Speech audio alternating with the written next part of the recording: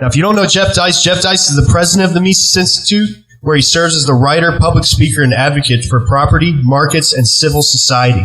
He previously worked as a lifelong advisor and chief of staff to Congressman Ron Paul, in his years with Dr. Paul, he worked with countless grassroots activists and organizations dedicated to reducing the size and scope of government. Jeff Deist is about as real as it gets, guys. Everyone put your hands together for Mr. Jeff Deist. All right. Thanks, guys. Appreciate it. Thank you very much for that. Is this mic picking up okay in the back? Okay. So I have an interesting statistic for you. 77,744 people in a country of 328 million were the cause of a collective nervous breakdown. 2 years ago in Election Day, 2016, when Donald Trump, against all odds, somehow managed to defeat Hillary Clinton, at least in the Electoral College. So these 77,000 odd people represent the difference in 3 particular states, Pennsylvania, Wisconsin, and Michigan.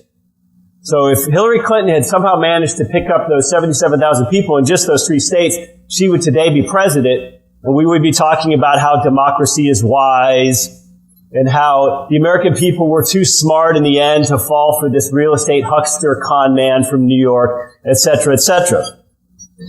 So the point is that 77,000 people ought not to be able to change our collective psychosis in a country of 328 million people. And even if you look at all the 6 swing states that Trump carried, which include Iowa, Ohio, and Florida, that's only about 700,000 people. So again, a tiny fraction of Americans were responsible for this situation in which we find ourselves. Even if you believe in mass democracy and the so-called popular vote, and even if you believe the vote totals with which we're presented are true, maybe Hillary Clinton got about 3,000 more votes. By my math, that's about 1% of the population. So I don't like, and I don't agree with living in a country where a tiny fraction of 1% of people can make such apparently, psychologically anyway, huge difference in our lives. And I say psychologically because I think we know that on a policy basis, there's not a huge difference necessarily between what Hillary Clinton would have done and what Donald Trump is doing or trying to do. So you have to ask yourself, what grants these 77,000 people a legitimacy? And what if it hadn't been so close? What if we went back to 1984, to Ronald Reagan's second election? This is considered an epic landslide in American history. Ronald Reagan got about 54 million votes, and he won every state against Walter Mondale, except for Mondale's home state of Minnesota and the District of Columbia. So by any democratic measure, an epic landslide, which ought to grant Reagan at the time a mandate for his policies. Here's the problem. The problem is those 54 million votes were in a country at the time of 235 million people. In other words, 22% of the American people actually voted for Ronald Reagan in an epic landslide. So we have to start to ask ourselves, what grants a government legitimacy in a democratic system if you in fact believe in government? And is this democratic voting in a mass form really creating some sort of compromise down the middle where the left presents these kinds of policies, the right presents these kind of policies, and neither one of them gets everything they want, but we get something down the middle and it's some kind of compromise we can all live with? Well, clearly that's not what's happening. What we're getting is just an entrenched bureaucratic class that does whatever it wants to do, and politics is almost a sideshow at this point. When we say the government, what we really mean are the federal administrative agencies that don't come and go with various presidents, that don't even come and go with changes at the top of those organizations themselves. Many of them are heavily unionized, and they literally just sort of bait their breath when an administration comes along that they don't like, and they hold out, and they do what they want to do regardless. So the question I would present to all of you today is, what should politically vanquished people do in such a situation? What are the respective rights and responsibilities of political victors and political losers and political minorities in a supposedly democratic republic system? Well, it's a good question. It's a question that Ludwig von Mises attempted to answer in his book Liberalism, which he wrote in the 1920s, which I recommend to all of you at our site. So what if we think about libertarians as potentially a permanent political minority? That's certainly possible when you start to think that you need about 70 million votes to win a national election, meaning a presidential election in this country. That's a pretty big enchilada. So what are the rights and responsibilities of political majorities and minorities? Well, in part, that's what Mises was writing about in the 1920s. And he wrote this book in his late 30s, I guess, and he did so having been an infantry officer in the First World War, what they then called the Great War. So he wrote this book during the interwar period. And he had decided during one of his darkest moments in that war, which he wrote about in his memoirs, albeit like a lot of war veterans who've seen actual combat, he writes about it without giving away too much, a very private matter to him. But he decides he's going to write a book, a definitive book on what a liberal society, what we would consider a liberal society ought to look like. And he does what he thought he would do. He gets out of the army, the Austro-Hungarian army. Austro-Hungary, once a far-flung empire, shrinks down to a little country we today call Austria. And in Vienna, he starts writing this book. And he's got this great quote in it, and this is slightly paraphrased, but this is more or less it. He says, having to belong to a state, meaning government, to which one does not wish to belong is no less onerous if it's the result of election than if it's the result of a military conquest. Those are pretty strong words. And again, this is a guy who's actually seen military conquest and someone who I would assume wouldn't use war metaphors casually. And so today we find ourselves in a place where people who voted for Hillary Clinton and who hate Trump, never Trumpers, maybe 40% plus of the U.S. population feel as though they are politically vanquished. I mean, this is honestly how they feel. And had it gone the other way, there's a lot of people in this country who would have felt that they were living under almost an occupied regime, an occupying regime. Because that's certainly how the left feels about Trump. Just look at him on Twitter. Look at the response to the Mueller report. Look at the response just yesterday to the deplatforming of a few sort of conservatives on Facebook. So this question of what should politically vanquished people do, I think, is evergreen. It applies in just about all societies in every period of history. And so for a lot of human history, being politically vanquished really meant being literally vanquished. There were clans and tribes throughout human history, and so when you lost, you were basically either killed or enslaved. So when we moved from sort of roving tribal clans into a period of monarchies, things changed a little bit. There was still certainly conquest and military conquest, but what ordinarily transpired then in, let's say, the Middle Ages, up and really almost until the 1900s, was that you became subject to another monarch if you lost. So you became a subject of a king or queen or a prince, despite maybe your wishes not to be.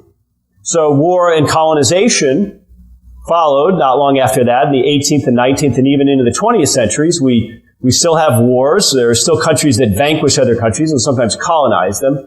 But again, it's changed. I think we would argue that there's slight progress there versus, let's say, a slave in Egyptian times. And then fast forward to the 20th and 21st century. Now we, at least in the West, have this idea of secular global mass democracy and increasingly social democracy is the way by which we organize societies. And so there are still people who are vanquished. I think Hillary Clinton voters would consider themselves vanquished, although they deny the legitimacy of this election. And that's part of their vanquished feeling manifesting itself, I think, psychologically. So there's still vanquished people, but it's not as bad as it used to be. And Mises pointed out, and liberalism correctly, I think, that one of the most important things about democracy and voting is that it allows for the peaceful transfer of political power into society. And again, he finished this book in the 1920s, so he'd not yet seen World War II, where there wasn't exactly a peaceful transfer of political power in Germany and other places. But nonetheless, when you get past World War II, he was more or less right about that. And trust me, I'm not a fan of democracy. But he was more or less correct. In the West, since World War II, a couple notable exceptions. You can look at Spain. You can certainly look at the former Yugoslavia, for example. But for the most part in the West, we have had peaceful transfers of political power since World War II. And even though they're often fraught with a lot of hatred and contempt and discord, I think we would all in this room say that's better. That's better than having people being enslaved or killed or colonized. So there is some improvement there. But from a libertarian perspective, it's not enough. What's the next stage? What's the next step in the 21st century for dealing with political minorities and the losers in any sort of political system, including a voting system? Well, I certainly hope and I certainly think that the next evolution in human history is decentralizing political power away from big, massive, democratic, centralized governments towards smaller, local, decentralized governments. Now, can a smaller, more localized, decentralized state be as oppressive or more oppressive than a large, faraway government? I think it can. I think what we're talking about here is strategy, not principle, not ideology per se. But I think historically and tactically, we find out that smaller generally is better. Local generally is better. And when we talk about the psychosis that came from the election of Hillary Clinton versus Donald Trump, and we talk about how disenfranchised people feel and how far away Washington, D.C. feels and how powerless they feel, well, let's talk a little bit about how things are supposed to work, even in a democratic system. If we go back to 1790, the first United States Congress, there was a census taken at that time. And the former 13 colonies, the United States, consisted of about 4 million people. 4 million people in 1790. And in that first Congress, of course, there were 13 colonies which became states. So there were 26 senators, 2 per state. And there were 65 members of the U.S. House of Representatives in 1790, based on 4 million people. So again, do some math to extrapolate out to today. We're 80 times larger. We have a population of about 322 million people today. But we're still stuck on this idea of now 100 senators, 2 from each state, and about exactly 435 members of the U.S. House. So even if you believe in democracy, even if you think that democratic voting is the way to deal with giving people some sort of meaningful consent in their lives, clearly the way we're going about it isn't working. People don't feel like they meaningfully consented to Donald Trump's presidency. People don't feel like they meaningfully consent to what's happening in Washington. In fact, if we take the number of U.S. reps in 1790, 65 of them, and multiply it by the population growth, we should have about 5,200 United States representatives today. Which would mean that unless you live in a really rural, far-out area, like let's say in Alaska or something, unless you really live in the sticks, you should basically live within a mile or so of your U.S. rep. You should run into this person at the grocery store, whatever you might be doing. Like, this person should be a little worried about you, in fact. And because now we're in a digital age, of course, everybody knows the votes. People used to not know the votes. It used to be pretty nice to be, let's say, a U.S. senator. You went to Washington and nobody in your district knew what the hell you were doing all day. You got a lot of respect and Antifa didn't show up at your town hall. But things have changed and things are a bit more transparent as a result. So, what should politically vanquished people do? What should libertarians do? Should we continue to fight for the adoption of libertarian principles via a vehicle of mass democracy where you need about 70 million people to win a national election? And we see how Rand Paul, how Ron Paul, how Gary Johnson did in national elections, often getting 1-2% in primaries when it comes to Ron and Rand. You know, that's a pretty big goalpost to move, and that's a lot of hearts and minds to change. So what if we looked at this a little bit differently? What if we had a far more decentralized and localized approach to this? Is that strategically a better place for our time and energy? Could we do more at home than we can do in Washington, D.C.? Well, let me give you a couple of examples. There was a great tweet by Nassim Taleb. I'm sure a lot of you know him. He's the black swan and the anti-fragile guy. And the one thing he hates is academics. Okay, this guy hates academics with a purple passion. He has, even though he's kind of a bullshitter himself, he has a world-class bullshit detector. And that's what I love about the guy. And he had a tweet maybe 3 or 4 months ago now where he said, I'm a libertarian at the federal level, a Republican at the state level, a Democrat at the local level, and a socialist at the family level. And I thought that was interesting. You know, I don't agree with it entirely, but I get where he's coming from. And you've all got families. We all have, you know, that nephew or somebody who's kind of living on the couch a little too long and that sort of thing. Well, why do we put up with that? Well, I think because it's just sort of natural that we do so. And so this idea that we should do everything we can at the federal level in a country this vast, a country this ungovernable, apparently, strikes me as almost bizarre, if not counterproductive. I now live in a town of about 70,000 people in Auburn, Alabama. And we have not at-large city council, we have zone city council members. And we have a public strip mall near our house, which has irritated me for a few different reasons over the few years that I've been there. And one of which is just these persistent vacancies in it. So I looked up my city councilwoman. It turns out she lives on the block behind me. This was all very new to me. I mean, it was very strange to me to call a city council person. So I called her up and I said, what's the story with Publix down here? It's half empty. They got a Goodwill in there. Come on. It's junky. Let's get a Starbucks. Let's get something going. And she said, well, okay, I'll tell the developer to call you. The developer called me. So this is, okay, this is obviously a micro anecdote, but nonetheless, I talked to this guy, explained my concerns to him, and he kind of listened to me. And so if we're going to have democracy, if we're going to have at least democratic elements to even a far more libertarian system, I think it has to be very, very, very localized. And I think if you read Mises' liberalism, what you'll find out that it's not a prescription for political universalism at all. I think Mises which the book is often confused as being. I think the book is far more an insistence that true liberalism requires us to respect different political arrangements. I think that's what being a liberal really means.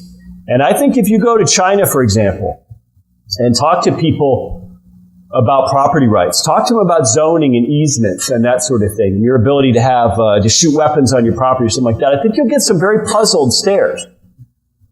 And people talk about learning Mandarin, and maybe we're going to send somebody in our company to China to learn Mandarin so we can, maybe get some Chinese clients or something.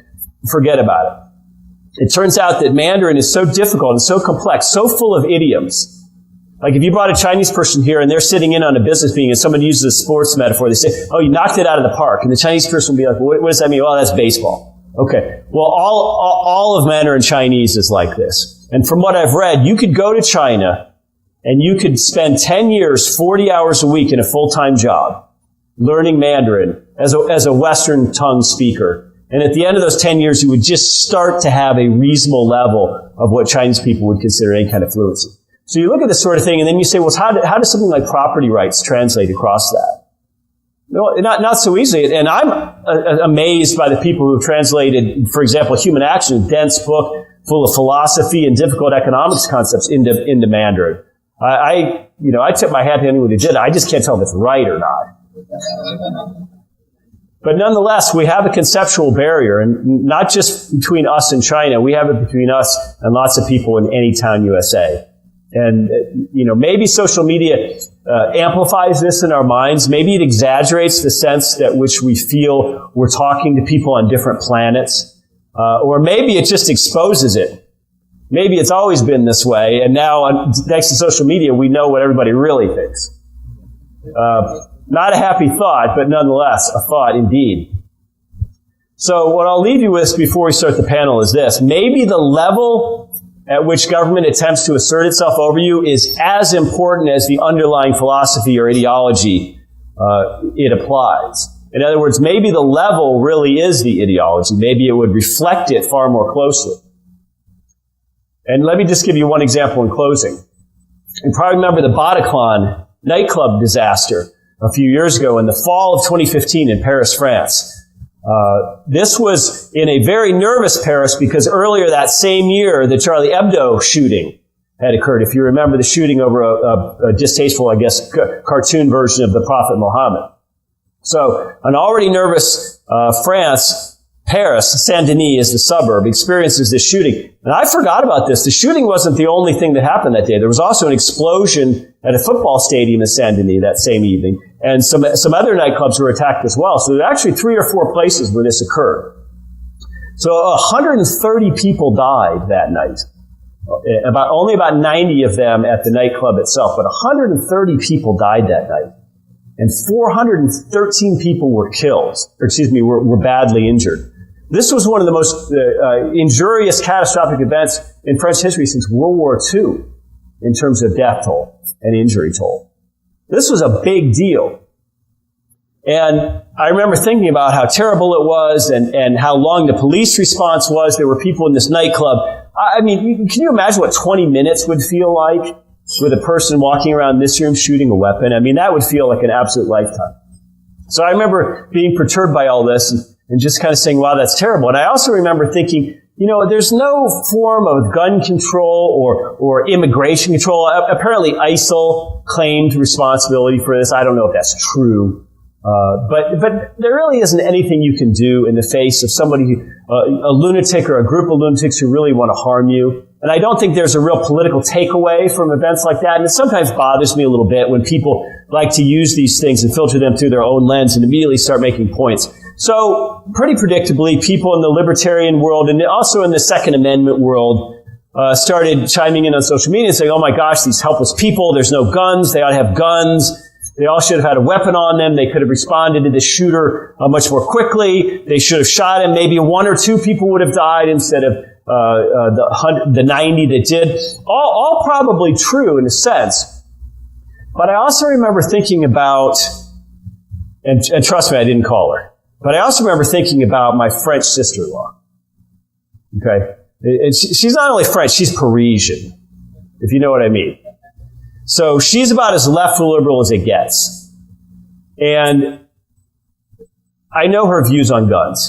And I know that she would be absolutely aghast at Second Amendment types saying, oh my gosh, after the shooting, you silly French people, you ought to have the Second Amendment. You ought to all be kept, carrying open or concealed or whatever it might be. And you'd have a safer society. Again, that might well be true.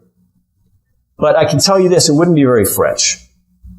Because if you talk to my sister-in-law or you talk to an average French person, guns are just not part of their culture. It is just not French to them, the idea that people would have personal firearms. Paris is not Texas. Okay? Does Paris have to be Texas to satisfy our libertarian worldview? Is it our responsibility to convince Paris to be Texas when it comes to personal firearms? Is that an efficient or efficacious use of our limited resources? I think the answer to all those things is no. And so, that said, I will repeat, I think the fundamental question for libertarians, who are a minority, let's not kid ourselves, there is what should or can politically vanquished people do? And as a corollary to that, I'll conclude with this, that in my view, real liberalism means and requires accepting political arrangements unlike our own. Thanks very much.